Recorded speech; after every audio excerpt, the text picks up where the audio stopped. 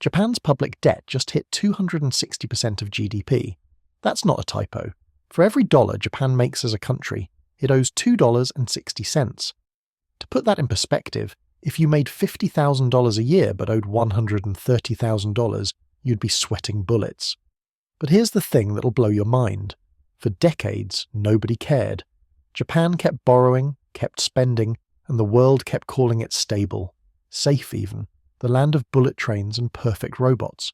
Except now the bill is coming due, interest payments are exploding, the central bank just pulled the plug, and regular people are watching their grocery bills double while their paychecks stay frozen in time. Stick around until the end of this video because what's happening in Japan right now isn't just their problem, it's a warning sign for the entire developed world. And you need to understand why before it's too late. Part 1. The Mirage of Stability. Let's talk about Japan's image for a second. When you think about Japan, what comes to mind? Probably high-speed trains that arrive on the dot, robots that can do backflips, cities so clean you could eat off the sidewalk, a population that lives forever, the birthplace of Nintendo, Sony and Toyota, a country that basically invented the future. From the outside looking in, Japan looks rich. Like, really rich. It's the 4th largest economy on the planet. It's got cutting-edge technology, incredible infrastructure, and a reputation for quality that's basically untouchable. Walk through Tokyo and you'll see neon lights, perfectly manicured parks and vending machines on every corner selling everything from hot coffee to fresh eggs. But here's the thing people don't tell you. A rich country doesn't always mean rich people. And it definitely doesn't mean a healthy economy. See, Japan pulled off one of the greatest economic miracles in history. After World War II, it went from literal rubble to an industrial powerhouse in just a few decades. By the 1980s, Japan was so dominant that Americans were legitimately terrified. Japanese companies were buying up real estate in New York. Sony was crushing American electronics. Toyota was making cars so good that Detroit was having a meltdown. Ronald Reagan, the guy who supposedly loved free trade, slapped 100% tariffs on Japanese imports because he was scared they'd take over. And then, in the early 1990s, it all came crashing down. Japan's real estate bubble popped. Stock prices collapsed. Banks went under. And instead of bouncing back like everyone expected, Japan just stalled. For 30 years, 3 decades of basically zero growth. Economists call it the lost decades, and it's not an exaggeration. Here's where it gets weird. During those 30 years, Japan didn't turn into a disaster zone. It didn't become a failed state. People still had jobs, the trains still ran on time, the country looked fine from the outside, but underneath the surface something was rotting. Prices stopped going up. And you might think, hey, that sounds great, cheaper stuff. But no. When prices don't rise, it's called deflation, and it's a nightmare. Why? Because when people expect prices to fall, they stop spending. Why buy a TV today if it'll be cheaper next month? Why invest in a business if nobody's buying anything? Deflation turns into a death spiral. No spending means no growth. No growth means no jobs. No jobs mean even less spending. And hope disappears too. Imagine graduating college in 1995 and watching your entire career happen in an economy that never moves. Your salary stays flat. Prices might drop a little, but so does your sense of possibility. You're not building toward anything, you're just existing. So what did the Japanese government do? It borrowed. A lot. And I mean a lot. They kept interest rates at 0. Sometimes even negative, which is insane if you think about it. They kept spending money they didn't have, building roads and bridges and public projects, hoping something would kickstart the economy again. And here's the kicker. For a long time, it worked. Kind of. The government racked up debt equal to 260% of GDP. That number is almost incomprehensible. So let me break it down in human terms. Imagine you make $60,000 a year.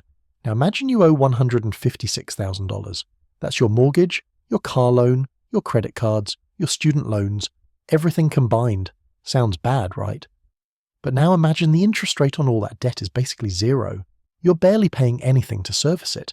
So even though you owe a ton, it doesn't hurt that much month to month. You can keep living your life. You can keep borrowing a little more. It's uncomfortable, but it's not a crisis. That was Japan. Massive debt, but cheap debt. So cheap that only 8.5% of the government's budget went to paying interest. They could afford it. But here's the trade they made, and this is the part that matters. They chose stability today in exchange for weakness tomorrow. They kept the lights on. They avoided mass unemployment. They maintained order. But they didn't fix the underlying problem. They just delayed the pain. Japan didn't collapse. That's the thing. It didn't explode into chaos. It just slowly, quietly, hollowed out. Like a tree that looks strong from the outside but is rotting from the inside. And that hollow tree? It stood for 30 years. But now the wind is picking up. Because the rules that protected Japan, the cheap debt, the zero interest rates, the stability, those rules are starting to break. What happens when the floor that's been holding you up starts to crack? Let's find out. Part 2. The debt that never hurt. Until now. Okay, so we just established that Japan's been borrowing like crazy for 3 decades. But the key detail is this. Borrowing didn't hurt them. Not really, not in the way you'd expect. Why? Because for almost 30 years, Japan could borrow money for basically free. Interest rates were zero. Sometimes they even went negative, which is one of the most bizarre things in modern economics. Picture this. You walk into a bank and say, "Hey, I want to borrow $10,000. And the bank says, "Sure, but you only have to pay back $9,900. That's negative interest. The lender is paying you to borrow. It's backwards, but that's what Japan was dealing with. So when your debt costs you almost nothing, you can rack up a lot of it without breaking a sweat. At one point, Japan was spending only 8.5% of its entire budget just to pay the interest on its debt. That's it. For a country that owes 260% of its GDP, that's nothing. For comparison, some countries spend 3 or 4 times that much just on interest, and they owe way less. But then, things started to change, and this is where the trap snaps shut. In 2025, Japan's interest payments exploded. We're talking 28.2 trillion yen. To put that in perspective, that's not twice as much as before. It's not 3 times as much. It's a seismic jump. And why? Because interest rates started to rise. Here's the thing people miss about debt. The total amount you owe matters, but the interest rate matters way more. If you owe $1 million at 0% interest, you're fine. You can just pay it off slowly, no big deal. But if that interest rate jumps to 5%, suddenly you're paying $50,000 a year just to service the debt. You're not even paying it down. You're just keeping it from getting worse. That's Japan right now. The debt didn't suddenly get bigger. The cost of that debt did. And here's where it gets spicy. Japan wasn't just borrowing money and sitting on it. They were playing what's called the financial bicycle. In some countries, they call it the carry trade. It's basically a high-wire act that works great until it doesn't. Here's how it works. Japan borrows money short-term at super low rates. We're talking bonds that mature in a few months or a year. Cheap, easy, no problem. Then they take that borrowed money and invest it long-term in stuff that pays higher returns. Foreign bonds, long-duration Japanese bonds, risky assets, whatever. As long as the returns on the long-term stuff are higher than the cost of the short-term borrowing, you make money. Free money, basically. And for years, it worked. Japan made about 2.13% more per year than it cost them to borrow. That might not sound like much, but when you're dealing with trillions of yen, it adds up fast. Japan was earning about 3% of its entire GDP just by running this strategy. 3%! That's like a free bonus paycheck for the whole country. But here's the problem. This only works if interest rates stay low, like forever. The second rates start to rise, the bicycle tips over, because now your short-term borrowing costs are going up, but your long-term investments are locked in at the old lower rates. You're paying more to borrow than you're earning on your investments. The profit disappears, the gap closes, and if rates rise fast enough, you start losing money. And that's not even the worst part. When rates rise, the value of all those long-term bonds you invested in, they crash. Bond prices and interest rates move in opposite directions. So not only are you earning less, the stuff you already bought is now worth less. It's a double punch to the face. Japan built this entire strategy on the assumption that rates would stay near zero forever. And for 30 years they were right. But forever is a long time, and forever just ran out. This financial bicycle kept Japan's government afloat. It paid for pensions, it paid for public works, it paid for stability. And the beautiful part was that nobody really noticed. It was all happening behind the scenes, in bond markets and central bank balance sheets. Regular people just saw their government functioning. But now the bicycle is wobbling, the front wheel is shaking, and if it tips over, the crash is going to be ugly. Because here's the brutal truth. This model needs low rates to survive. Not just low rates for a few years, low rates forever. And the central bank just said, no more. Let me say that again, because it's important. The institution that's been keeping this whole thing alive, the Bank of Japan, the ones who are buying up debt and keeping rates at zero, they just walked away. And when your lifeline cuts the rope, you're in free fall. Part 3. When the central bank walked away in 2025, the Bank of Japan did something that would have been unthinkable just a few years ago.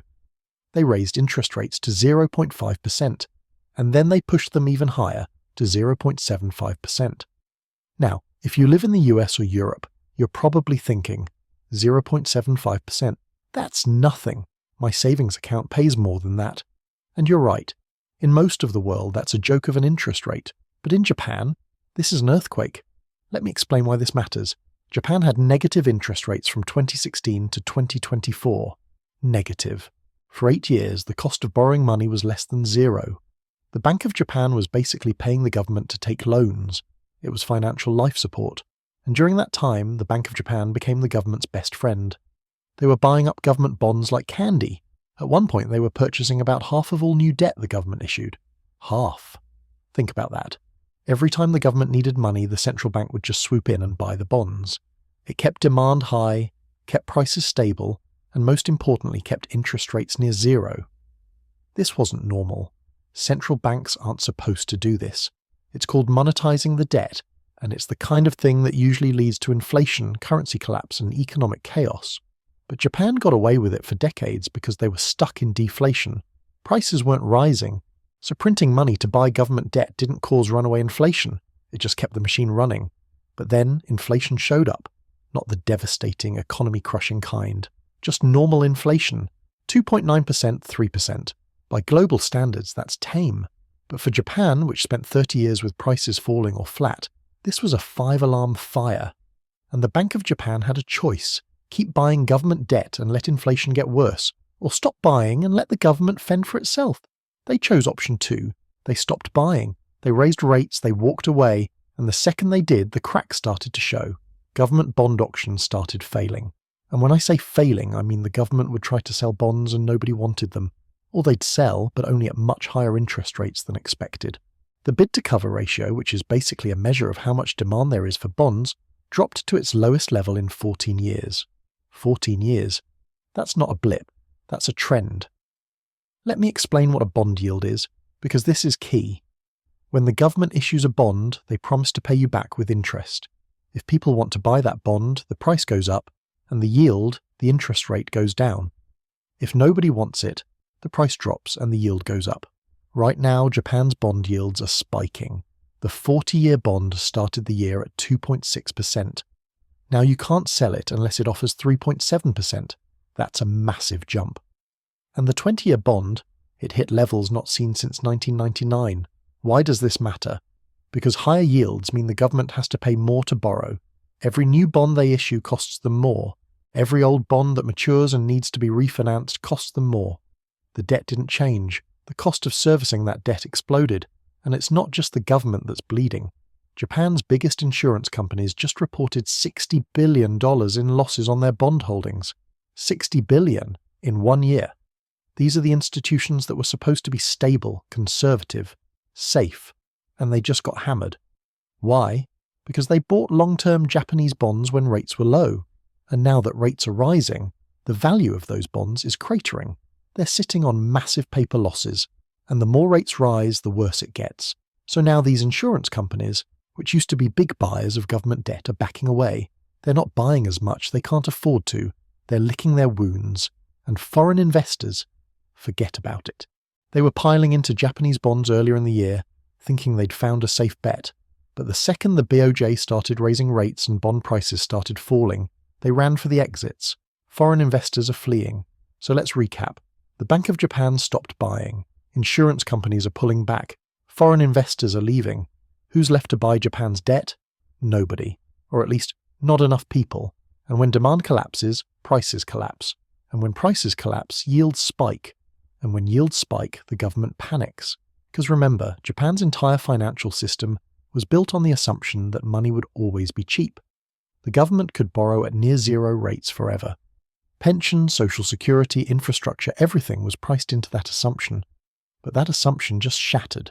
And now the government is staring down a bill that's growing by the day. Japan built its house on a foundation of cheap money, and now the floor is cracking, the walls are starting to shift, and everyone inside is starting to wonder if the whole thing is going to come down. Part 4. Why life feels harder. Here's where it stops being abstract and starts hitting people in the face. Regular people in Japan are getting crushed, and they don't even fully understand why. Japan is dealing with inflation of about 3%. Sounds like nothing, right? But Japan spent 30 years in deflation. For an entire generation, prices stayed flat or dropped. You planned your life around that. And now, suddenly, prices are rising while wages stay frozen. People whose paychecks haven't changed in 5 years are watching their grocery bills climb. And then came the rice shock. Rice, the single most important food in Japan, doubled in price. Bad harvest plus terrible government policies. For a Japanese family, this isn't just inconvenient. It's a betrayal. Rice is culture. It's identity, and now it's twice as expensive. But the real knife in the back? Financial repression. For decades, Japan kept interest rates at 0 or negative. If you're old and already have assets, you're fine. But if you're young, trying to save money, trying to build wealth, you're screwed. Your savings account pays nothing. Inflation eats it away, and you can't do anything about it. Elderly people hold most of the assets. They own property, stocks, pensions. The government keeps rates low to afford those pensions. But who pays? Young people. Their wages are stagnant. Their savings go nowhere. Their future is mortgaged to pay for promises made to the generation before them. Young people are losing twice: weak wages and trapped savings. The rage is building. Quiet, polite, but there. You see it in election results. Declining birth rates, young people checking out. Former Prime Minister Ishiba was trapped. Cut taxes and help people but tank the bond market, or protect the debt and watch people suffer. He chose the debt. The voters destroyed him. Japan isn't starving, but people are being slowly squeezed. Their standard of living is eroding. Their hope is fading. This is what a slow-motion crisis looks like. No explosions, just quiet, grinding pressure that wears people down until they don't recognize their own country anymore. Part 5. The demographic time bomb. We haven't talked about the real problem yet, the thing that makes all of this unfixable. Japan is running out of people, not dramatically, just math. Cold, brutal, demographic math. Japan's population is shrinking fast. The birth rate's been below replacement level for decades. Not enough young people to replace the dying old people, and the old people, living longer than ever. Fewer workers, more retirees. That ratio gets worse every year. Japan's workers are incredibly productive, among the best in the developed world. But it doesn't matter how productive you are if there aren't enough of you. 10 super productive workers can't carry 50 retirees. The math doesn't work. Japan's social security system is exploding. Pensions eat the budget alive. More money to retirees every year. Fewer workers paying in. It's a pyramid scheme, and the pyramid is collapsing. The government has 2 options: raise taxes or cut benefits. Both are political suicide. Raise taxes. Young workers revolt. They're already struggling with stagnant wages and 0 savings returns. Now take more of their paycheck for someone else's retirement. Good luck. Don't raise taxes. The system collapses. Not enough money for pensions. Bond market panics. Interest rates spike. Debt spiral accelerates. So politicians do nothing. Kick the can down the road. Borrow more to cover this year's shortfall and hope it fixes itself. It won't. This is generational warfare. Young people are losing. They're inheriting massive debt, a broken pension system, and an economy that hasn't grown in 30 years. They're expected to work longer, pay more taxes, accept less, and smile about it. Politicians are trapped. Can't raise taxes without losing elections. Can't cut benefits without social chaos. Can't borrow forever because the bond market is freaking out. Japan is trying to fund a retirement system designed for a growing population in a country where the population is shrinking. It's mathematically impossible. The demographic time bomb isn't ticking. It's already going off, just in slow motion. And Japan isn't alone. South Korea, Italy, Germany, China, all facing the same problem. Japan is just the canary in the coal mine. Part 6. The day Japan breaks the world. Everything we've talked about is bad for Japan, but here's the twist. it might be bad for you too. Because Japan isn't just sitting on debt, it's sitting on someone else's debt, American debt. Japan is the largest foreign holder of US Treasury bonds, bigger than China, over $1 trillion in US government debt. The nightmare scenario: what if Japan needs to sell? Japan's budget is bleeding, interest payments exploding, pensions need paying. If things get bad enough, Japan liquidates assets. And the easiest thing to sell? US Treasuries. If Japan dumps US bonds, supply goes up, prices go down, yields go up. The US government pays higher interest rates to borrow. Higher rates mean more expensive mortgages, car loans, everything. The US economy slows down, maybe tips into recession. When the US sneezes, the world catches a cold. Europe slows. Emerging markets get crushed. Global trade contracts. Chain reaction. Before you panic, total collapse is unlikely. Japan only holds 3% of total US debt. Even if they sold everything, the impact would last months, maybe a year. Markets would absorb it, but it would hurt. Here's the other thing: Japan might not need to sell. Those insurance companies investing outside Japan because Japanese bonds paid nothing? Now that rates are rising, Japanese bonds look attractive again. They might bring money home. Capital repatriation could stabilize Japan's bond market without crashing the US. But it doesn't fix the core problem. The aging population is still aging, the debt is still massive. Bringing money home buys time, doesn't solve anything. Japan's real enemy is time. Every year, fewer workers, more retirees. The math gets worse. Japan didn't get poorer suddenly. It happened quietly, over decades. Small choices, delayed decisions, borrowed time. They traded their future for stability. And now, the future is here. Is this just Japan's future, or is it the future of every aging, indebted nation in the developed world? Because if it's the latter, we're all in trouble.